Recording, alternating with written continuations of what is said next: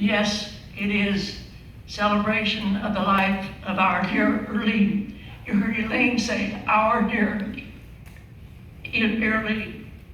She appreciated that it's scheduled for 11 a.m. because she didn't believe in early morning anything. She was never call her before 10 o'clock. Maybe by 10:30, she'd be in her chair. And that's where she was every morning as she started her day. It was surrounded by her stuff, and that was a lot of it. But particularly, she was going to read our Daily Bread and a couple of the others that are very similar, Daily Strength, whatever it was. And she read them every day. That's how she started her day. Earlene, I look around here, Earlene was a self-appointed greeter to all new residents of the Palms, long before we had ambassadors. She would introduce herself, she'd find out their name, and she'd offer to help them get acquainted. I think in the last few days, I swear I think half of you have come to me and said she's the first person that greeted me when I came here, or you've said it to one another. That's how she was. She lived here over 8 years. She was welcoming the new residents, remembering their names. Some of them moved to assisted living. She still remembered their names. The other day, somebody was down for one of the entertainment. I couldn't remember their name. Oh, she did right now when I asked her. And there were those who moved to memory care, and she remembers their names when they come and are brought in to see something. Earlene was the queen of dominoes. We all know that, absolutely. She dominoes with her family, dominoes with us. She told us that her strict rules for playing here weren't near as strict as when she played with her family, but those rules keep her satisfied in so many ways. She'd go up and she'd open up the doors to make sure the room got warm enough for us in that theater room, because it was always cold. You're right, you're nodding your heads, many of us, because we appreciated it. She'd probably talked enough to make sure that we had a table of people that were going to be playing ahead of time. It used to be, before the COVID took over, why we had 2 tables of dominoes most of the time, and people vied to get in there and get part of it. So we're still working on getting that to happen. She had her strategies. She didn't always share them because she was a winner most of the time. There was just one thing that might keep her from staying on Wednesday, especially if her score wasn't doing too good. Why, she'd go to see young Sheldon on the TV, because I think that must have reminded her about her 14 great-grandchildren that she had, but she loved to watch young Sheldon.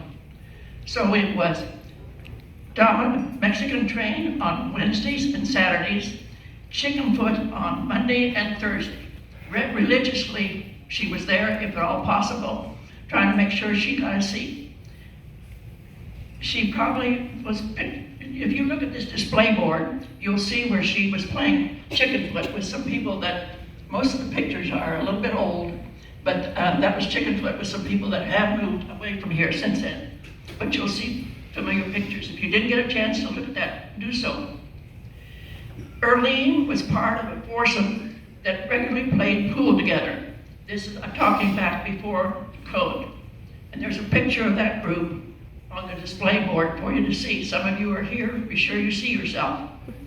Of course, that was before that.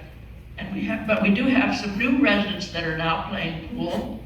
And I saw just about, I think it was a week or 10 days ago, Earlene was down and was joining in playing pool with the new residents that are now playing. So whatever she was doing, she was part of it. She also took advantage of the swimming pool. I know she was trying to get somebody to take over doing aerobics, but that hadn't happened yet. She talked to a couple people. And that seemed right, because Earlene was a physical education teacher for 20 years in a town called Goodlettville, Tennessee. When I saw that name, Goodlettville, I thought, that seems right for Earlene to be in a place with a good name. If you were going to lunch, you were Earlene's Choice, a restaurant, was a little Thai restaurant that's down in the Honey Baked Ham Plaza, because that little restaurant's back there in the corner, but she loved that Thai restaurant. If you're going out to lunch, that's where we went. I drove her car quite often because her eyes were giving her a problem, so off we'd go. If you were perhaps a new resident, why, she'd suggest maybe we go to lunch. If you were celebrating a birthday, like Pat Rhodes had just moved in, and she wanted to take her to lunch, so off to the Thai restaurant we went. And when we said goodbye to Joyce Sanders, we went to the Thai restaurant.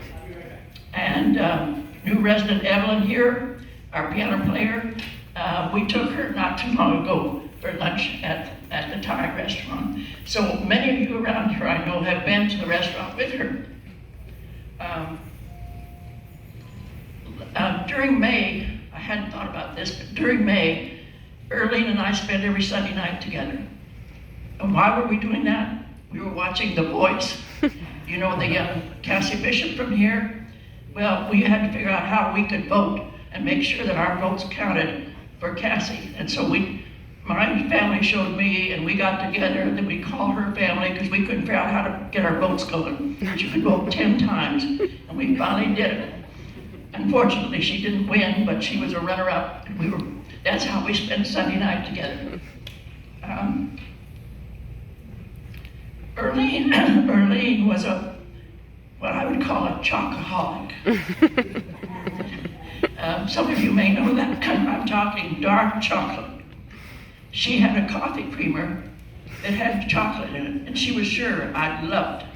So she gave me one of her bottles that she was getting about empty. Well, I couldn't stand it. I thought it was terrible. Of course, I love caramel, so maybe that was part of it. But anyway, she even loved chocolate-covered Oreo cookies. Now, if you like Oreo cookies, you sure don't want a bunch of chocolate around it. You want them just like they are. I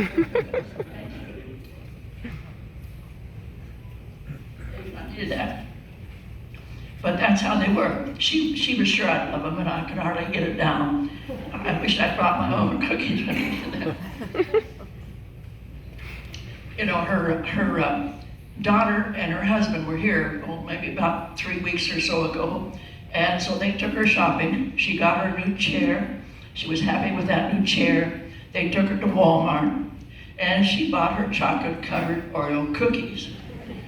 And also, let me show you.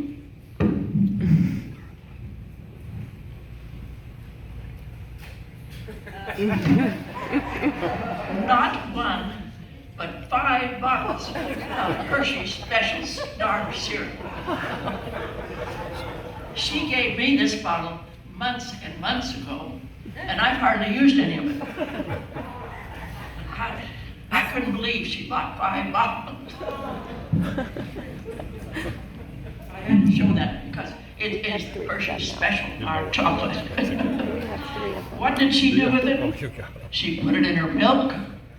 She put it over her ice cream. She put it in her Ensure, just to make sure it had the right flavor. She just wanted to make sure she got that chocolate, so maybe 5 bottles wouldn't have lasted very long. I'm not sure. All of us here at the Palms are truly blessed to have known her. Our lives were enriched by the special ways she touched our lives. And her family will be having later celebrations. They needed to get home and could not be here today. I don't know if we have some back here or not, maybe. Yes, we do. On the back by the fireplace. I see them now. I wasn't sure. We're so glad you came. Thank you. And our dear friend Wida, she said she wanted to come, and we're glad you came. So I just want us all to remember again what a wonderful friend we had, and appreciate what the time she had with us.